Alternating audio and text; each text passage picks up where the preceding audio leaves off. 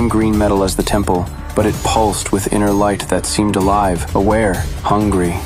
I reached for the weapon. The moment my fingers touched the handle, power exploded through my vampire system like lightning through my veins. The dagger blazed with energy. Warning, power levels beyond all measurement. Weapon contains the essence of the first vampires. Visions flooded my mind. Images crashed through my consciousness. Vampires traveling between stars in ships of living shadow.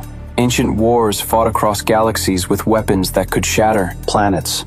And this dagger, forged in the heart of a dying sun by vampire lords whose names had been lost to time. I lifted the ancient blade. The weapon wasn't just a tool, it was a key, a way to unlock vampire potential that modern bloodsuckers couldn't even imagine. My system continued its analysis. Critical recommendation, weapon requires activation through Dalki blood consumption. Power enhancement unprecedented. I stared at the fallen guards outside. My hands shook as I looked at them. Their green blood was still warm, still fresh, still calling to something primal in my vampire nature. I knelt beside the largest Dalki. This wasn't just about power anymore. This was about evolution, about becoming what vampires were meant to be before they forgot their cosmic origins. I reached toward the alien blood.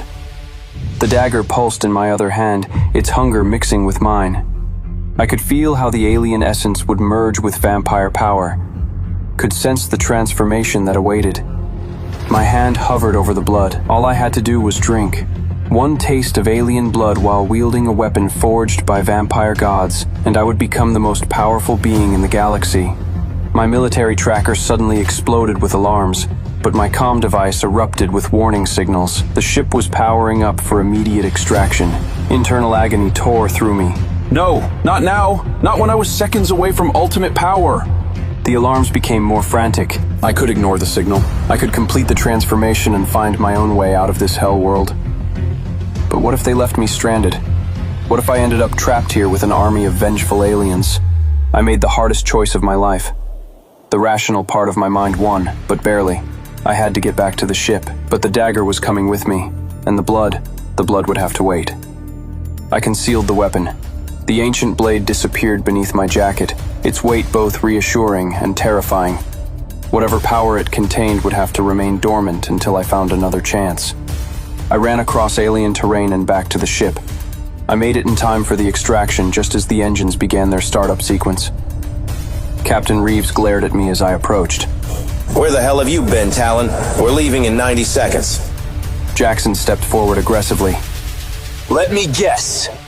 You got lost because you're too pathetic to reconnaissance. I boarded the ship quickly. Perimeter was clear, sir. No immediate threats detected. Sarah shook her head in disgust. Useless, as always. At least you managed not to get yourself killed. I took my seat. If only they knew what I had accomplished. If only they realized I was carrying the most powerful weapon in vampire history. The ship's engines began final startup. We were finally leaving this death world behind. Then, a sudden massive impact rocked the ship. Emergency alarms blared around us.